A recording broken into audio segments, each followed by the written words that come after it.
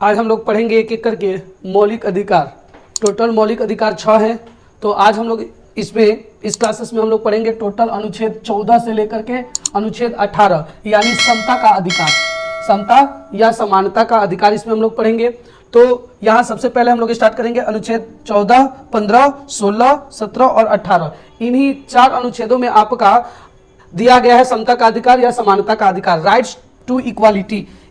तो हमारा पहला अनुच्छेद 14 क्या कहता है, पहले एक बार फिर से हम आपको बता दें कि जो स्वतंत्रता का अधिकार है 19 से 22 है। उसके बाद अगले नेक्स्ट क्लासेस में हम लोग पढ़ेंगे 19 से 22 तक स्वतंत्रता का अधिकार, फिर पढ़ेंगे 23 और 24 शोषण के विरुद्ध अधिकार। उसके बाद हम लोग धार्मिक स्वतंत्रता का अधिकार अनुच्छेद 15 से 18। लगभग टोटल हम लोग को इसको पढ़ने के लिए 6 वीडियोस देखने पड़ेंगे और आप लोग के टोटल 6 क्लासेस ली जाएंगी। तो इसमें आप पहला जो क्लासेस होगी आज वो है समता का अधिकार। अनुच्छेद 14 क्या कहता है, बहुत बार पूछता है कि अनुच्छेद आर्टिकल्स 14 क्या कहता है। तो विधि के समक्ष समता, इसका अर्थ यह है कि राज्य सही व्यक्तियों के लिए एक समान कानून बनाएगा, उन पर एक ही ढंग से उन्हें लागू करेगा।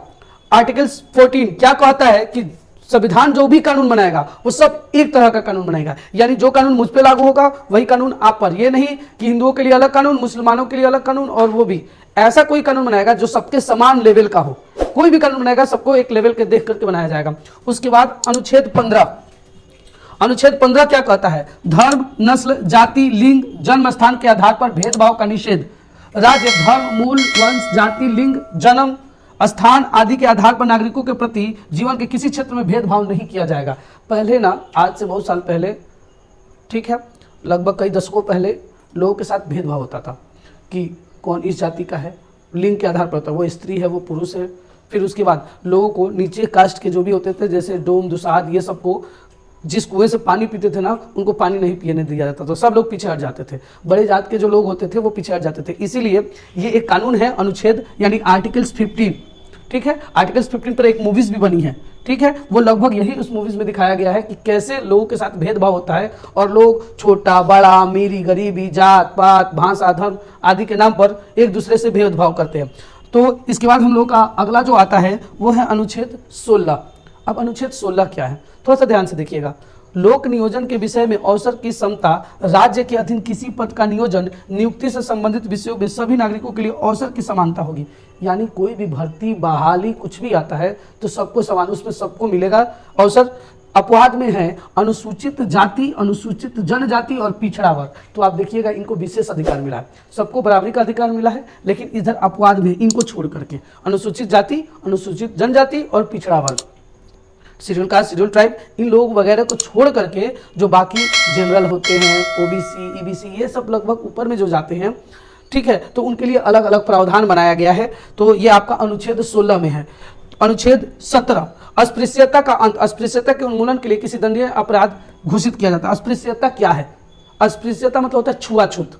अस्पृश्यता का मतलब छुआछूत। जैसे पहले होता था कि कोई एक बार किसी खाने वाले पीने वाले को चीज को, डोम, चमार, ये दुसाद, ये लोग छू देते थे तो बड़े जात वाले पीछे हट जाते थे कि नहीं, इसको जो है वो छोट जाति ने छू दिया है, तो इसीलिए वो उसके साथ भेदभाव करते थे।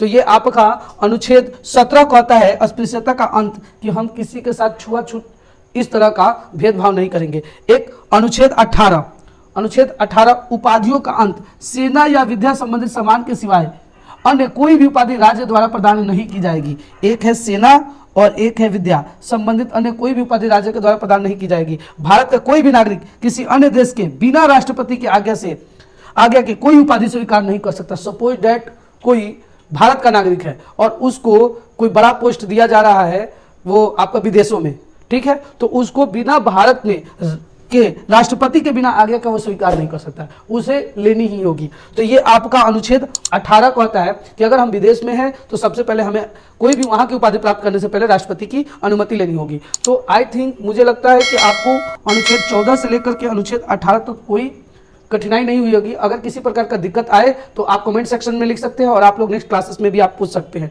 इसी तरह अब अगले क्लासेस में हम लोग पढ़ेंगे स्वतंत्रता का अधिकार।